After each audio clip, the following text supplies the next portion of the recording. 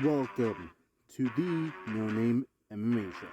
Welcome to the best damn MMA podcast you've never heard of, the No Name MMA Show. My name is Motivated Andy, and last night's card had no business being that good, especially after a cursed moniker that was warranted due to the main event, which was supposed to be Bryce Mitchell and Mazvar Evil that fell out.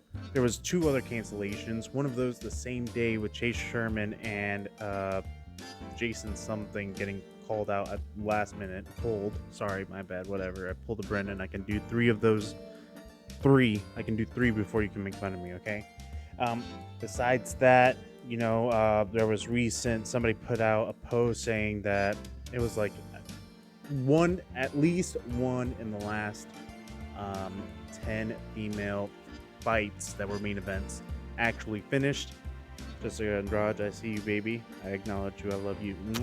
But yeah, so one out of the last 10, if not one out of the last whatever, was a finish. And yeah, so it just had a lot of things stacked up against it. I don't really care because, some of those fights, if you actually watch them, were pretty fucking close and they kind of needed all the time that they could. But yeah, I love getting finished more than the salon parlor down the street, if you know what I'm saying. But it is what it is. Violence is violence. I don't care, baby. I can do it. I love it all. There wasn't that much hype, and not to mention that 4 fighters missed weight. One of those was called off, which I just mentioned. Which, on a separate note, I don't always need 16 fight cards. I just don't. If we can have them more on the afternoon and about 12, perfect ratio of afternoon activity. I don't have to fall asleep right afterwards. I'm older, guys. I don't need violence at 12. So yeah, just make it happen, Start off with the co-main event of the evening. Magny defeats Daniel Rodriguez and secures win number 20, passing George St. Pierre in the welterweight wins for UFC history. Yeah, Daniel Rodriguez was making a short turnaround after the whole UFC 279 debacle where Khamzat Chimaev ruined the whole card by missing weight by 7.5 pounds. So, yeah, unfortunate for Daniel Rodriguez, good for Magny, who a lot of people were writing off. I didn't think it was going to be a win for him, but I thought it was going to be pretty fucking close. Magny can dog out fucking wins. So, yeah, you almost got. Anyway, we also had Amanda Lemos for the main event of the evening, getting that TKO victory over Marina Rodriguez, which I also did not see. I thought Marina Rodriguez was going to run over Amanda Lemos. I thought after the loss to Jessica Andrade, I thought she was done, but no, she goes to show you that MMA is ever evolving. But yeah. Another thing that I wanted to say is thank you to the commentary team. As much as I don't love the commentary, sometimes I do have to acknowledge when they do a good job, and I just want to say thank you for the pace. With as many finishes as there was just a lot of downtime in between fights, and I thought that DC, Dom, and Brendan all did their homework. They were all super invested, and usually it's those type of cards where you can really see when they don't have enough material prepped up. But no, they did a fucking excellent job. So yeah, I just want to give praise to DC, Dom, and Brendan Fitzgerald for a pretty decent pace to the whole night. Yeah, because there were all these finishes, so I'm going to acknowledge all of them. So to start off the card, we had the flying knee body TKO by Tamires Vidal, who also got performance of the night, which, by the way, Magny also got. But yeah, we then had Jake Hadley, who is now 1-1 in the UFC, and this is after he was apparently super rude and everything. I was really cheering against him, but he came out and he made it look easy. He got a triangle choke in the second round, so good on him. Mario Batista got a triangle armbar with 6 seconds to go in the first round, which is fucking crazy. I mean, I'm just reading this shit off, but watching it yesterday, I was kind of sleepy, but I was still mind blown. I was like, what the fuck is going on?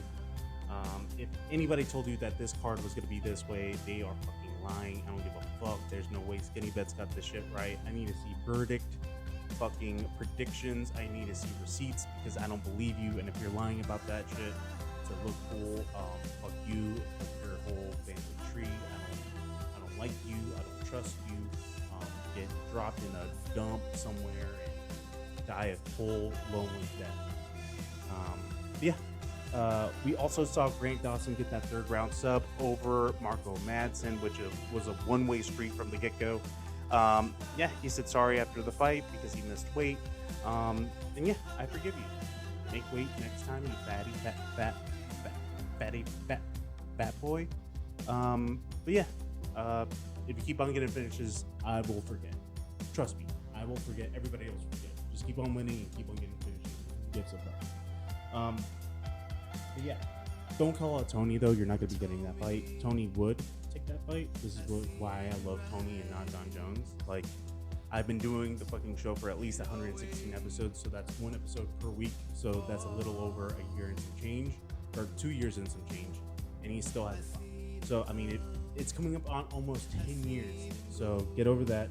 But yeah, Tony fights anybody except not for you, because nobody's trying to see that. I sure as hell am not.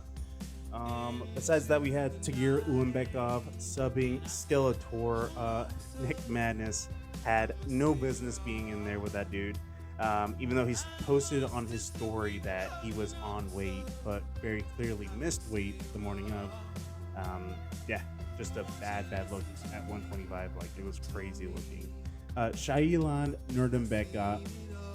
I didn't like. I knew like his name pops up and like you remember the last name, but after this, I mean, it was pretty much like a 1 minute just blast, like a shotgun blast out of nowhere. Just Derek Minor had no chance, nothing but elbows, got the TKO finish, and now you're gonna remember Nurmagomedov. If you didn't remember before, you definitely are gonna remember him now.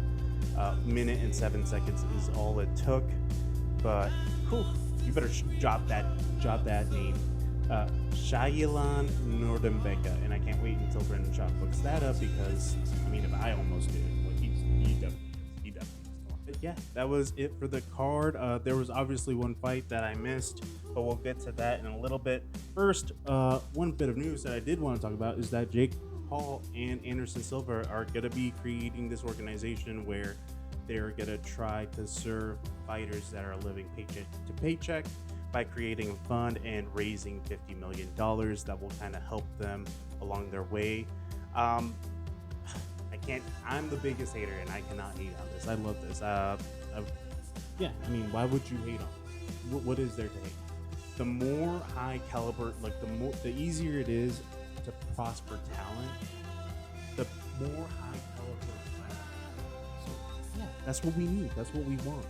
So yeah, I mean, I'm the biggest fucking hater. I can only love this. Another thing, Homo Fight posted on their story, Alex Pereira's sister, Aline, I'm sorry if I'm getting it wrong. Please don't punch me like this. Oh my god. She's just as vicious as her fucking brother. She mercilessly is picking apart this chick that I'm putting up. I mean, Izzy better KO Alex, because if he doesn't, he's gonna be dealing with her. And I mean, if they're gonna make it a family affair, we know that he can't even deal with Alex's son. So, just saying. And today marks a year of UFC 268. This is the fight card where Trevor Whitman and his trio of Kamaru Usman and Rose Namajunas and Justin Gaethje won. The only one that got a knockout was Zhang Weili, but it was a one-way street for Justin Gaethje, and Kamaru Usman had a pretty tough fight against Colby Covington, but I think he won decisively. Let's not forget that Cheeto made fucking Frankie Simpson's character for a little bit, and also that absolute unknown banger, because unless you were actually paying attention, because you for whatever reason had the heart of a rhino and did die of a heart attack after the Justin Gaethje Michael Chandler fight, Shane Burgos against Billy Quarantillo was also on that card. Rip Shane Burgos. But yeah, moving on from that, last but certainly not least, Polyana Viana, in response to Alex Behunen's normalizing athletes post, for whatever reason, she just mentioned that Colby Covington was upset with her in regards to some claims that he had slept with Polyana back in 2021 for cardio purposes. She says that he was upset because she would not finger his butt on a Twitter post. And but yeah, so first, I mean, she was saying that they never did anything, but that level of intimacy only comes about one way. And you know, I'm like, if we're gonna put it all out there, he hit. Second, I mean, I'm not surprised, dude. Are you surprised that Colby Covington likes to get? I mean, that dude probably likes to get pegged, man. Like, he likes to get pegged a little bit. I mean, he at least likes a finger up the butt, bro. And I'm not surprised. Like, I'm not trying to kink shame. To each his own. You know, do your own thing. But yeah, I mean, yeah, there's Colby Covington here. I'm not shocked. But yeah, that's pretty much it. I just can't wait till John Morgan gets to ask Colby Covington about this, because it doesn't matter what Colby Covington says, or if he doesn't say anything, it's already out there, and I'm buying it 100%. I don't give a fuck. I don't need Colby Covington to deny this. It is what it is. This is my reality now. This is part of my worldview. Colby Covington likes to get fingered in the butt. Anyway, that's it for the review of UFC Vegas 64. Like, subscribe, comment, or my take's terrible, whatever. I don't know. Talk at you guys next week. Invest in your mental health, and as always, fuck you, John Jones. Peace. Call me a... I know what he calls you. Call me a fatherless bastard, dude.